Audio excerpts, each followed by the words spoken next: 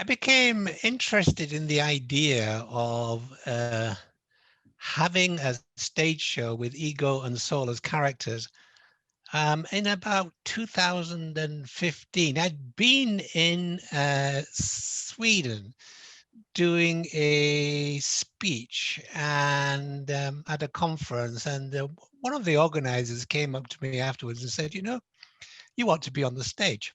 You're so funny. I thought, wasn't sure about that. But anyhow, I came back and I got the idea, well, you know what, I might write a play. So I actually began to write a play with ego and soul as characters. A year or two later, I met Jack and we were talking and he was talking about all his music and I was talking about this idea for a play with the ego soul as characters. And we said, wow, wouldn't that be an idea to do a musical together? And I said, why not?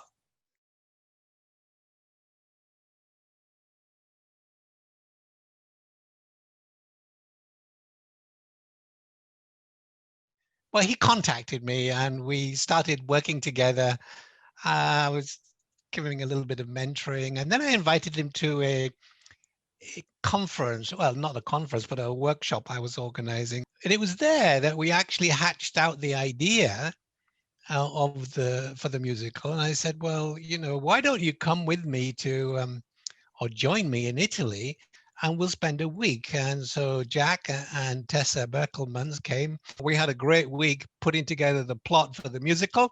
And in the evenings, Jack and Tessa entertained me by singing songs. And well, it was just a really unique experience to spend a whole 5 or 6 days with two really brilliant people, uh, more, more than more than half my age. It's like, oh wow, this is what life is. I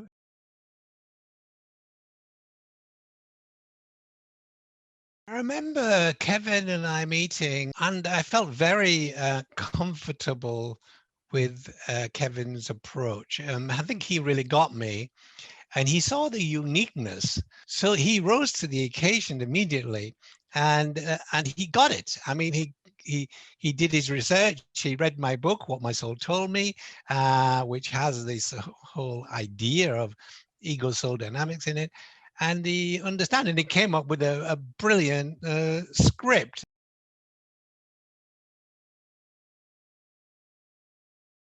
Jack Tyrone is a genius. I mean, he's a brilliant musician, arranger, songwriter, and I got that from the first time he actually sat down and sang for me, and I thought, wow, yeah.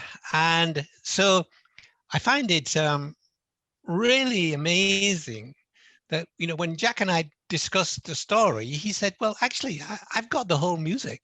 He said, I've been writing music for 15 years. I've written more than 100 songs, and I've got exactly the songs that we can fit in. And he did. He had them, and they were brilliant. And they really enhance the musical because they actually take the plot deeper into. You begin to see some of the underlying emotion that's going on in the play through the words of the music. I remember when Jack and I were in Italy and we, we went to this, it was middle of the winter. We went out for a walk to the local village and there was the church and we were looking at the church and this guy comes out, an older man with a limp.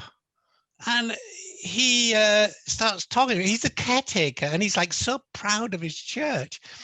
And he says, come on in.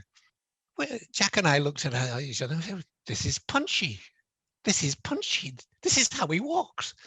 But then it was lovely to see the emergence of Punchy's girlfriend, of the bar lady whose daughter he was trying to court, or eventually, anyhow, in the story. And it's almost like, okay, so, you see a shadow, and then you see more and more, and gradually the full character appears. And that was, that was what Kevin did. I think the overarching message to this musical is, no matter what your background, no matter what difficulties you've been through, you can be successful. You can emerge a whole human being.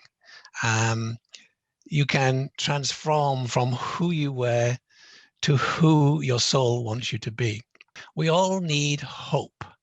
And I think what the musical does, it gives everybody the hope for a better time, individually, to be a better person. And that's the story of Punchy.